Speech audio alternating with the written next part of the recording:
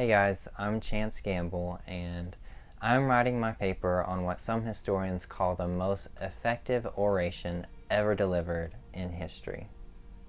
This would be the speech that Pope Urban II delivered at the Council of Clermont in 1095. Okay, let me give you a little bit of context. Most of Latin Western Europe is Christian at this point, but the clergy has this problem because all these Christians are fighting all the time. All the noblemen in Europe are killing each other because, one, they still have this pagan understanding of masculinity and they only prove themselves as men in battle. Two, there's a land shortage. Okay, so as a nobleman, if you're not the firstborn, you're not going to inherit the land of your father. You need to go fight and kill someone to gain land and keep your status. And so there's going to be war. And clergymen have tried all sorts of things. They've declared this peace of God and this truce of God where you can only fight on certain days, and these days you can never fight, and it's just not working because the noblemen don't care.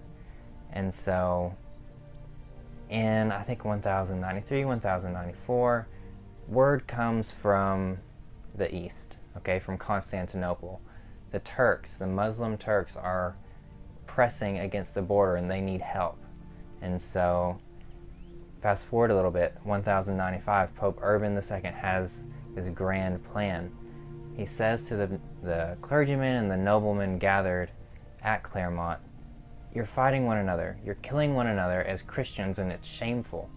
Meanwhile, we have Christians over here in Jerusalem and the Middle East who are dying and being persecuted and being tortured by these horrible, horrible Muslims and Turkish men, and it's shameful that they're in control of our holy city Israel and Jerusalem. So I need you to go over there and fight them and free the Christian church in the East. And the response is the First Crusade. It's overwhelming. So I was really fascinated by that. Turns out that there are 4 versions of this speech, and none of them are like written down the moment that Urban is speaking. They're recorded either a couple years later or a lot of years later, but they have some similarities that are really interesting. I'll read you a couple quotes from the speech to kind of give you an idea of what stuck out to me when it comes to demagoguery. One of them has him addressing his audience as race of Franks, race chosen and beloved by God. Yeah, he also says that holy men do not possess those cities in the East. Nay, base and bastard Turks hold sway over our brothers. Right? Can you already see the binary being made between holy Christians and unholy bastard Turks? Right? It's super simple and demagogic. He also uses some really irresponsible rhetoric, right? One of the reasons, if you go on a crusade as a knight to fulfill this holy Christian mission and this good holy war, then remission of your sins with the assurance of the imperishable glory of the kingdom of heaven is yours, which really goes back to Robert Miller's definition of demagoguery and framing it as something that is irresponsible with your rhetoric, something that promises safety, certainty, stability if you just do this one thing.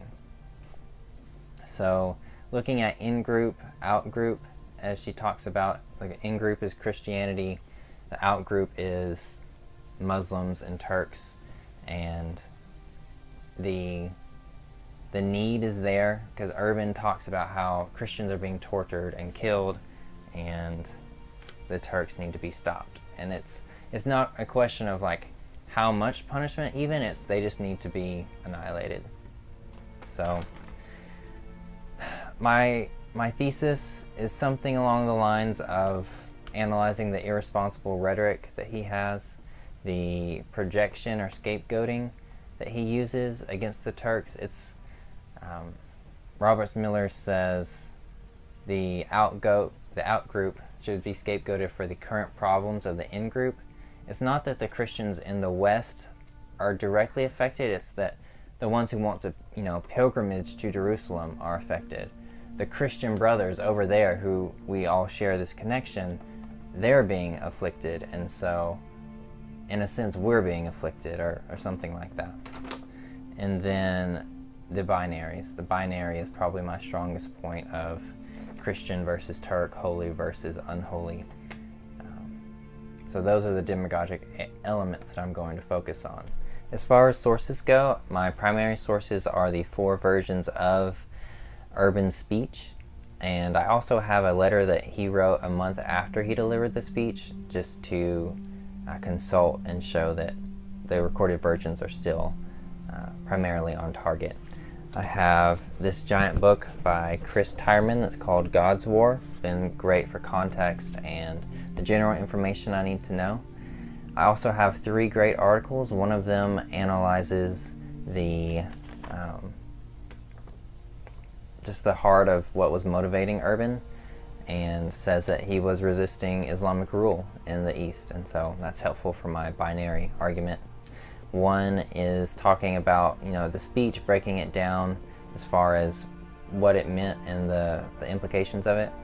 And then my last article is actually really great. It is a rhetorical analysis of the speech. It gives immediate context of the times right before, and then goes into the specific strategies Urban employs. So thank y'all. I hope y'all have some great input, and I look forward to reading that, and best of luck with your papers.